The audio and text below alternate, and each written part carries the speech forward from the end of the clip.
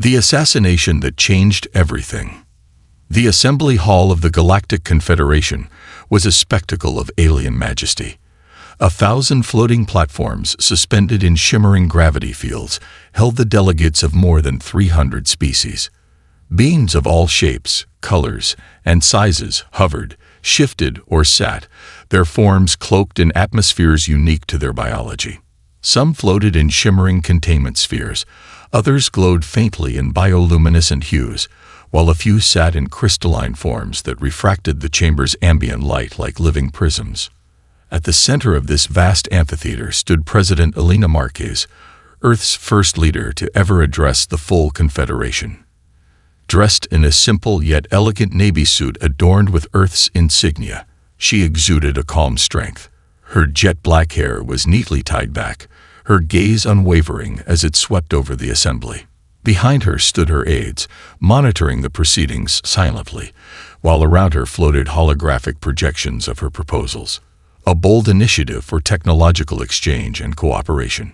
Elena Marquez of Earth, the floor is yours, intoned the Confederation speaker, a towering crystalline being whose voice resonated like chimes in a quiet forest. Marquez stepped forward and spoke into the ancient podium crafted from a single crystal shard that supposedly predated half the species in the chamber. Distinguished members of the Galactic Confederation, she began, her voice carrying through the room, augmented by the translator matrix, which rendered her words in hundreds of alien languages simultaneously. Today, I stand before you not only as a representative of Earth, but as a voice for collaboration and unity. In the face of shared challenges, no species, no matter how advanced, can stand alone. Her words were met with murmurs and subtle gestures of approval from some delegates. Others, however, remained stoic, their glowing eyes or metallic visors betraying no reaction. Among the silent observers sat the Kraith Coalition delegates, Earth's most vocal critics.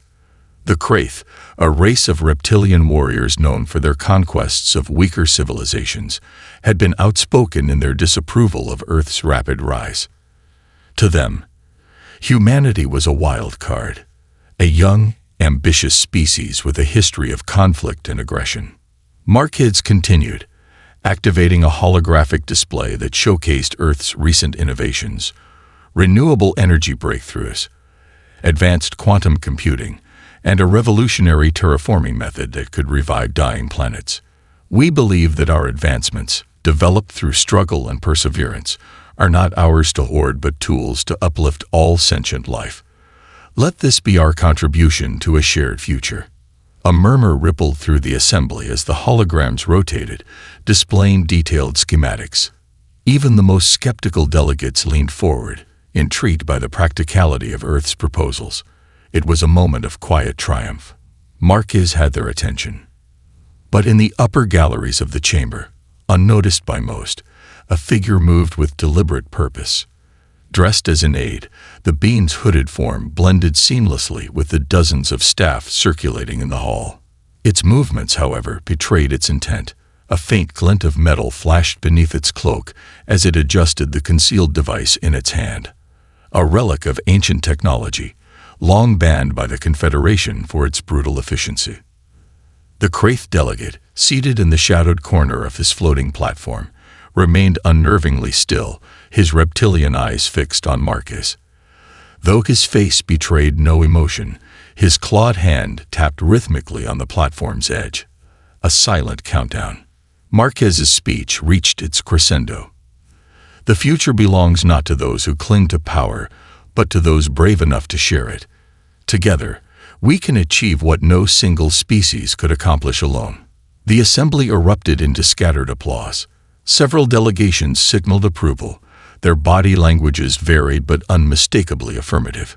It was clear that Earth's message had resonated with many. And then it happened. A sharp, piercing sound echoed through the hall, silencing the applause in an instant. It was as if time itself froze. For a fraction of a second, Marquez stood motionless, her expression unreadable as a beam of pale light struck her chest. The impact was eerily quiet. A small burst of light, followed by the faint hum of dissipating energy. She staggered backward, her hand instinctively reaching for the wound, her navy suit now scorched with a circular burn. The light in her eyes flickered as she crumpled to the floor. Gasps and cries of alarm erupted from the assembly. Delegates recoiled in shock, their platforms shifting erratically as their security fields activated. The luminous speaker's crystalline body turned crimson in alarm, while security drones swarmed into the air, scanning for the source of the attack. Marquez's aide rushed to her side, her voice trembling as she called for medical assistance. But the damage was done. The ancient weapon was designed to bypass modern shielding, its energy calibrated to disrupt organic systems on a molecular level. President Marquez was gone before her body hit the polished crystal floor. On the platform above, the hooded figure stood still, its work complete. For a moment, it seemed as if it might escape amidst the chaos. But then the chamber's automated defenses activated, trapping the assassin in a shimmering energy field. It hissed in frustration, its reptilian features briefly visible as it struggled against the containment. Across the chamber, the Kraith delegate rose slowly from his seat, his imposing figure drawing immediate attention. His scaled face betrayed nothing, but his silence spoke volumes. He didn't flee. He didn't deny. He simply stood there, watching as the assembly descended into chaos. For the first time in its long history, the Galactic Confederation was united, not in diplomacy, but in collective shock. The assassination of President Elena Marquez, broadcast live across the galaxy, was more than an act of violence. It was a declaration, and humanity would not take it lightly. Aftermath. The calm before the storm. The news spread like wildfire, reaching every corner of the galaxy within hours. On Earth, the reaction was immediate and visceral. Flags were lowered. Crowds gathered in public squares to mourn. And deep within the Earth Defense Command's underground headquarters, the most powerful leaders on the planet convened in secret. General Isaac Reyes, a towering figure with silver hair and a voice like gravel, stood before the holographic table displaying the latest intelligence. Around him were representatives from every major nation on Earth, leaders who had set aside their differences in the wake of Marquez's death. "They thought this would break us," Reyes said, his voice steady but cold. "They thought removing one leader would silence us. Instead, they united us." The room buzzed with quiet murmurs of agreement. Plans were already in motion. Earth's vast military infrastructure, which had been largely dormant since their induction into the Confederation, was coming online. Fleets of warships, developed in secret and held in reserve, were being prepared for deployment. Experimental technologies, deemed too dangerous for peacetime, were being activated. Reyes turned to his assembled team. "Make no mistake. This wasn't just an attack on President Marquez. This was an attack on humanity itself. And they will pay." A holographic display shifted, showing the Kraith Coalition's homeworlds, their fleets, their vulnerabilities. One by one, Earth's leaders nodded, their resolve hardening. Humanity had lost its leader, but it was about to show the galaxy why you should never strike a king unless you're ready to face the wrath of their people. Humanity unleashed. The death of President Elena Marquez was not just an act of assassination. It was a spark that ignited humanity's deepest instincts. The mourning period lasted less than a day. Earth had no time for prolonged grief. What followed was something the Galactic Confederation had never seen before: a cold, calculated, and coordinated response from an entire species united in purpose. Beneath the Rocky Mountains, in a sprawling command center hidden from prying eyes, General Isaac Reyes stood at the heart of Earth's defense headquarters. Holographic projections of Earth's global military assets hovered in midair, their readiness statuses turning green one after the other. Around him, a council of military, scientific, and political leaders watched in silence. They had all known President Marquez personally, and while her death weighed heavily on them, there was no room for hesitation now. "We've confirmed the weapon," said Dr. Asha Patel, Earth's leading specialist in alien technologies. She tapped on her tablet, and the holographic display shifted to show an ancient device. Its jagged design and alien markings pulsed faintly with residual energy.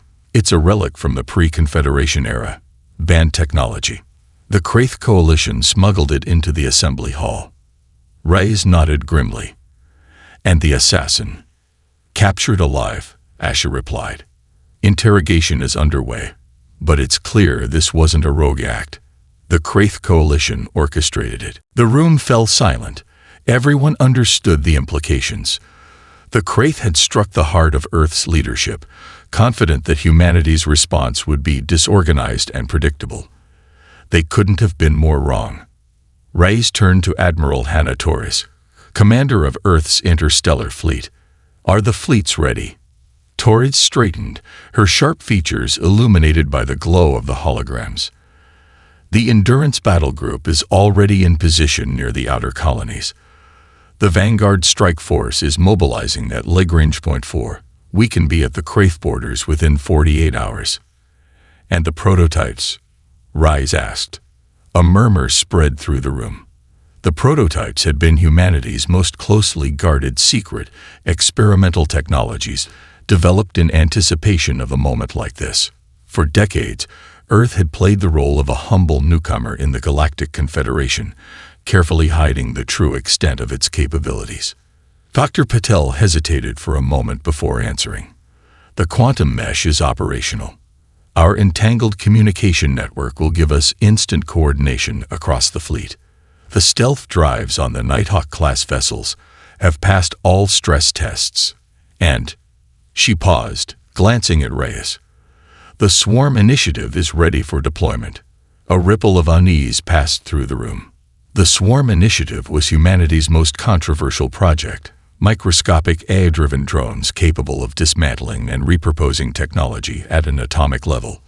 It was a weapon of unimaginable power, one that had been deemed too dangerous to use. Reyes's voice was steady. The Kraith made their choice. They've shown the galaxy their willingness to use banned technology. We'll show them what happens when you wake a sleeping giant. The room erupted into activity. Orders were given, plans finalized. Humanity's fleets began to mobilize. The exodus of silence. As Earth prepared for war, a strange phenomenon was observed across the galaxy. Every human ship, station, and colony in Confederation space went dark. Their transponders switched off, and communication ceased entirely. To the outside observer, it appeared as though humanity was retreating, pulling back to lick its wounds. But for those who understood Earth's tactics, it was a chilling message. Inside the Kraith High Command, Supreme Commander Kralvik stared at the reports with a mix of confusion and unease. What are they doing? He demanded, his voice a low growl. They're abandoning their positions, one of his aides replied, though he sounded uncertain. Trade ships, research vessels, even diplomatic envoys, they're all heading back to Earth. Kralvik narrowed his reptilian eyes. They're not retreating. They're consolidating. The Kraith Coalition had underestimated humanity once before. Kralvik was determined not to make the same mistake. He issued orders to reinforce the Coalition's borders, deploying fleets to key choke points and strengthening planetary defenses. Let them come, he hissed. We'll crush them before they can even cross the border. But even as Kralvik issued his commands, a sense of unease crept over him. Something about the silence felt wrong. Operation Phoenix. Back on Earth, the final pieces of Operation Phoenix were falling into place. In a hidden facility beneath Antarctica, engineers worked around the clock to prepare the first wave of prototype ships. These vessels were unlike anything the galaxy had ever seen. Sleek, black ships equipped with experimental quantum drives that allowed them to phase through space undetected. Their hulls absorbed and refracted light, rendering them invisible to most sensors. Captain Darius Cole stood on the bridge of the Erebus, the flagship of the Nighthawk fleet. He was a seasoned officer, known for his calm demeanor and unshakable focus. As the ship powered up, the bridge hummed with energy, the quantum core glowing faintly beneath the reinforced deck. "Are we ready?" he asked, his voice cutting through the quiet tension. "All systems green," replied his first officer, Commander Leopark. "Quantum drives are stable. The swarm modules are online." Cole nodded. "Then let's remind the Kraith why humanity has survived every challenge it's faced." The Erebus disappeared into the void, followed by the rest of the fleet. Their target, the Kraith's most heavily fortified military outposts. The first strike. The Kraith outpost on the planet Vorsic was a fortress. Located deep within Coalition space, it was surrounded by orbital defense platforms, minefields, and patrol fleets. For centuries, it had been considered impenetrable. Until now. Without warning, the Erebus and its fleet appeared in Vorsic's orbit. The Kraith defenses scrambled to respond, but it was already too late. The Nighthawk ships moved like phantoms, their quantum drives allowing them to phase in and out of normal space. Orbital defense platforms fired wildly, their weapons striking empty air. The Erebus launched its swarm modules, clouds of microscopic drones that descended on the outpost's infrastructure. In minutes, the drones dismantled weapons systems, hacked communication networks, and repurposed the outpost's own defenses against it. On the ground, Kraith soldiers watched in disbelief as their once impenetrable fortress fell silent. The humans didn't destroy it. They owned it. Captain Cole's voice echoed through the outpost's communication systems, translated into the guttural Kraith language. "This is not an invasion. This is a warning. Surrender now, or face the full weight of humanity." The Kraith commanders, stunned and outmaneuvered, had no choice but to comply. A message to the galaxy. Within hours, footage of the Vorsic strike was broadcast across the galaxy. The images were clear. Humanity was no longer the underdog. Their technology, precision, and ingenuity had placed them leagues ahead of the Kraith. In the Galactic Confederation Assembly Hall, delegates watched in stunned silence as the footage played. For decades, humanity had been viewed as a young, unpredictable species. Now they were something else entirely, a force to be reckoned with. The luminous speaker of the Confederation turned to the Kraith delegate. "What do you have to say for this?" The Kraith representative shifted uncomfortably, but said nothing. His silence spoke volumes. The calm before the storm. Back on Earth, General Reyes and Admiral Torres reviewed the results of Operation Phoenix. The first phase had been a resounding success, but the war was far from over. "They'll retaliate," Torres said. "They won't let this go unanswered." Reyes nodded. "Let them try. We've only just begun."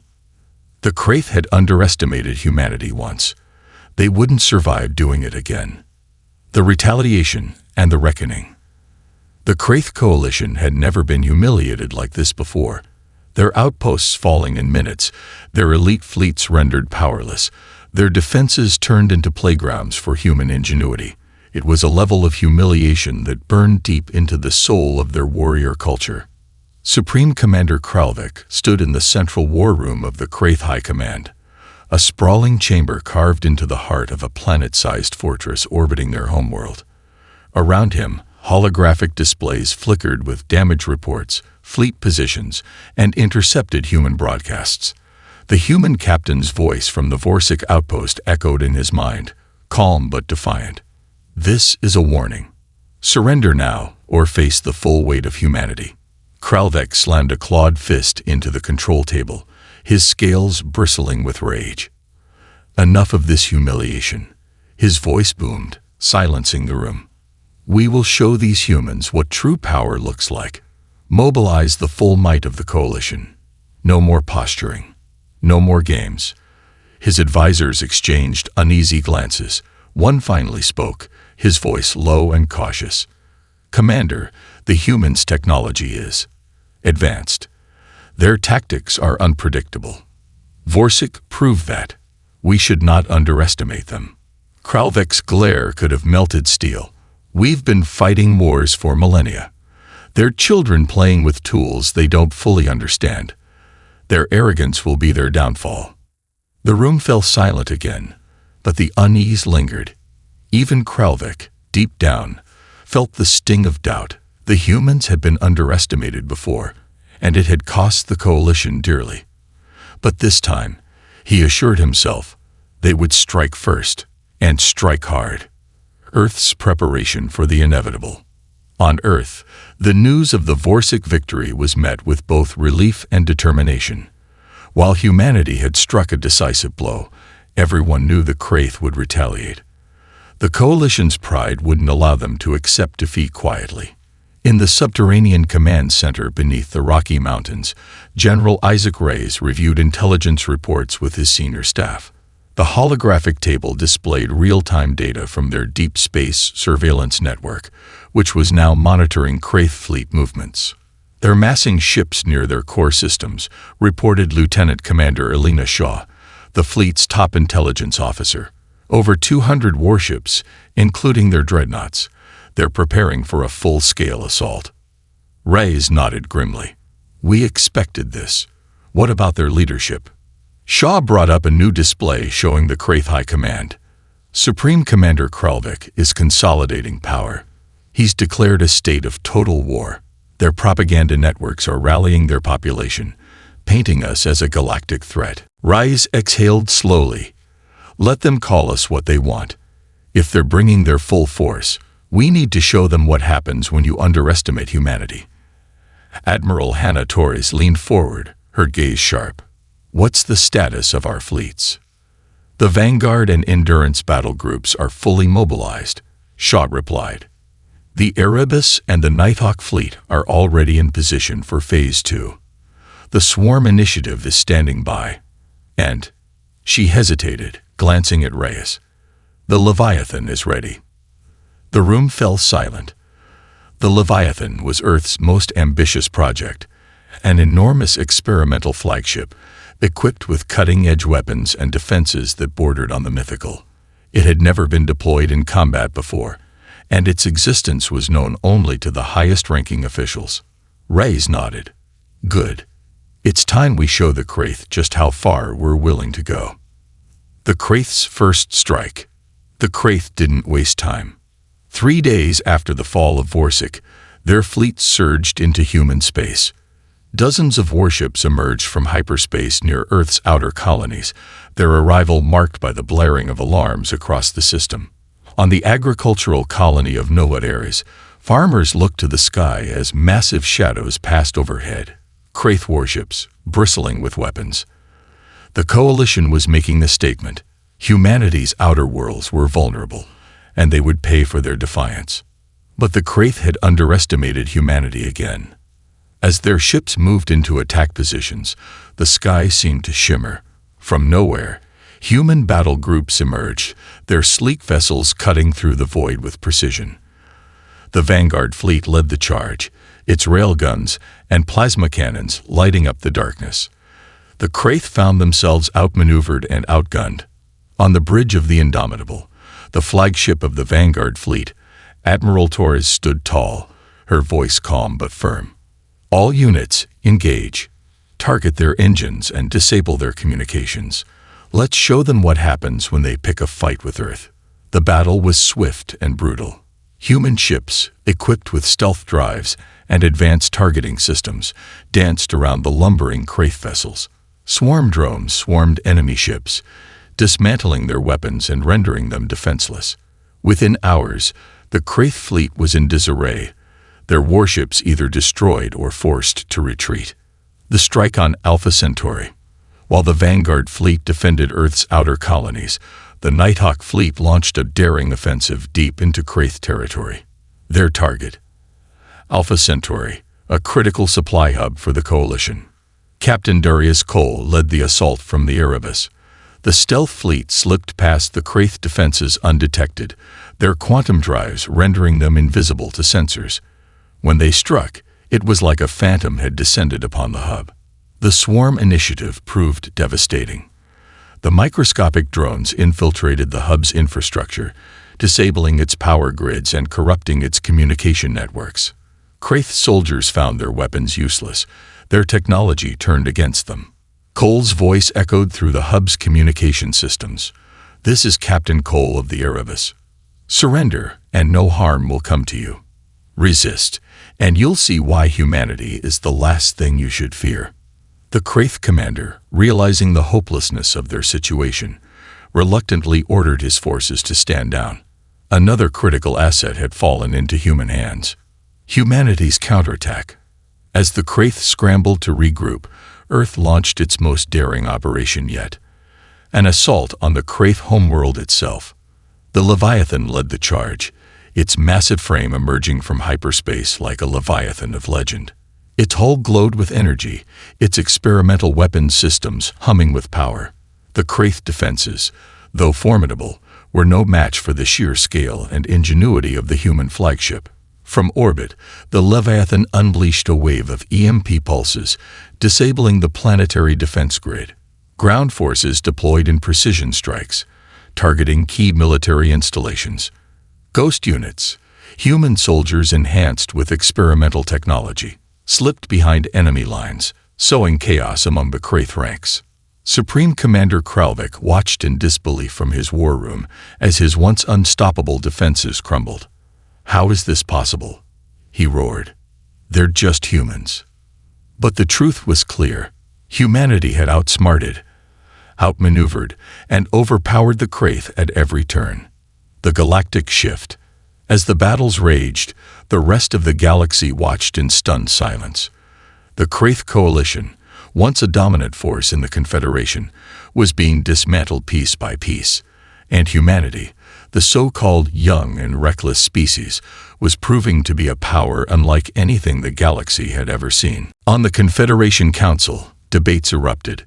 Some species called for sanctions against humanity, accusing them of destabilizing galactic order. Others praised Earth's ingenuity and determination, arguing that the Kraith had brought this upon themselves.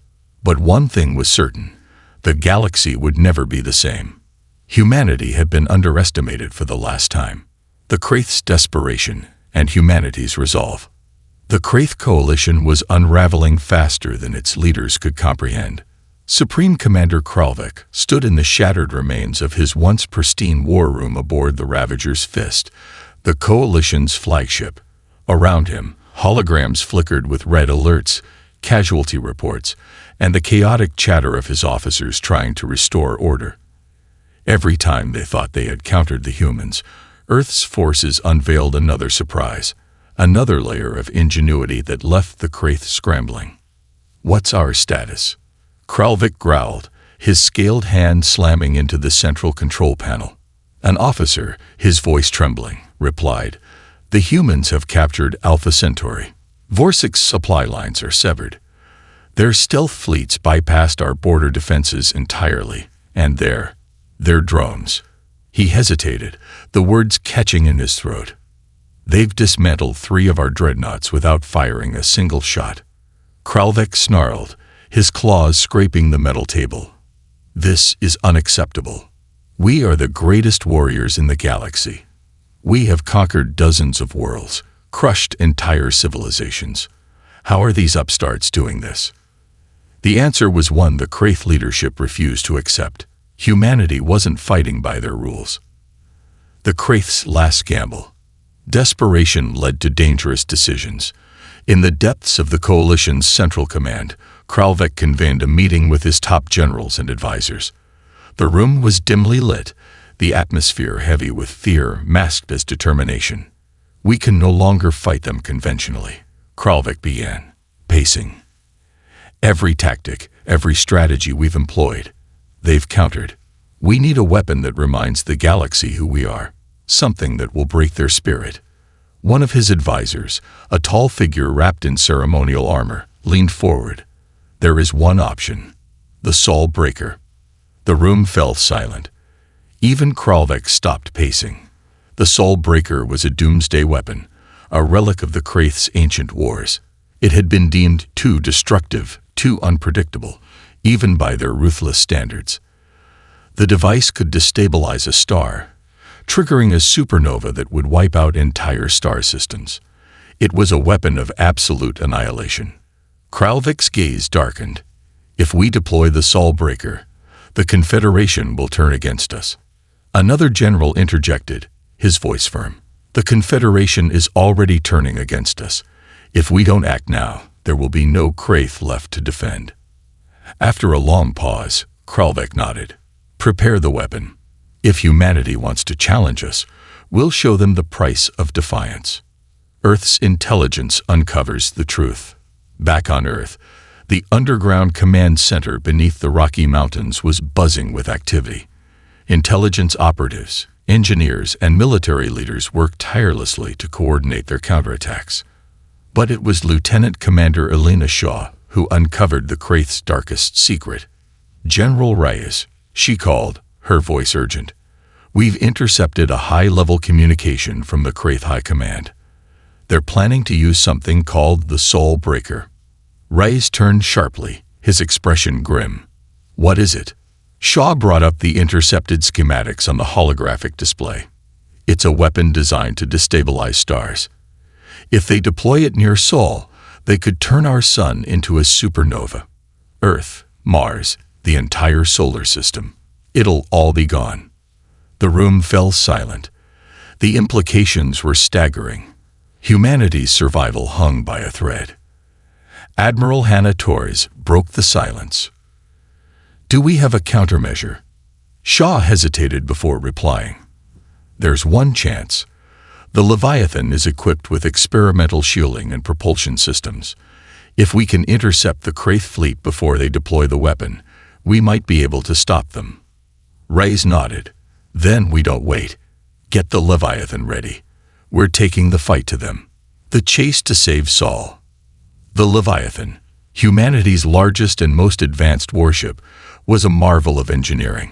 Its massive hull gleamed as it emerged from its hidden shipyard, its engines humming with power. On board, Captain Naomi Hayes stood on the bridge, her sharp eyes scanning the crew. "Set course for the Kraith deployment zone," she ordered. "We're not letting them touch our sun." The chase to save Sol. The Leviathan, humanity's largest and most advanced warship, was a marvel of engineering. Its massive hull gleamed as it emerged from its hidden shipyard, its engines humming with power. On board, Captain Naomi Hayes stood on the bridge, her sharp eyes scanning the crew. "Set course for the Kraith deployment zone," she ordered. "We're not letting them touch our sun." The ship's quantum drives activated, propelling the Leviathan into the void at unimaginable speeds. Accompanying it were Earth's most elite battle groups, their smaller ships forming a protective formation around the flagship. As they approached the Kraith fleet, sensors lit up with activity. The enemy ships were already in position near a remote star, their massive dreadnoughts guarding the Soul Breaker. The device itself was a massive sphere, pulsating with eerie energy as Kraith engineers worked to activate it. "They're starting the countdown," Hayes said, her voice steady despite the tension. "We have less than an hour." Admiral Torres, commanding the fleet from the Indomitable, appeared on the comms. "Captain Hayes, you're the tip of the spear. Take out that weapon. We'll cover you." The battle began with a fury. Kraith warships surged forward, their weapons blazing as they attempted to hold off the human fleet. But Earth's forces were prepared. Stealth ships flanked the enemy, disabling their shields with pinpoint precision, while swarm drones infiltrated their systems, turning their own defenses against them. The Leviathan charged forward, its massive railguns firing with thunderous force. Enemy dreadnoughts crumbled under the assault, their hulls shattered by the sheer power of the flagship's weapons. The final stand. As the Leviathan closed in on the Soul Breaker, the Kraith deployed their most elite ships to protect the weapon. The human flagship was bombarded from all sides, its shields flickering under the relentless assault. "We're taking heavy fire," shouted Commander Leah Park, the ship's tactical officer. "Hold the line," Hayes barked. "We're not letting them win."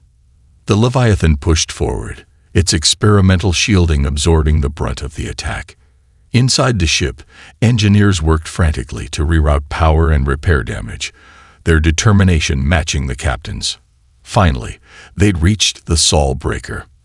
The weapon was moments away from activation, its pulsating energy growing brighter and more unstable. "Target the core," Hayes ordered.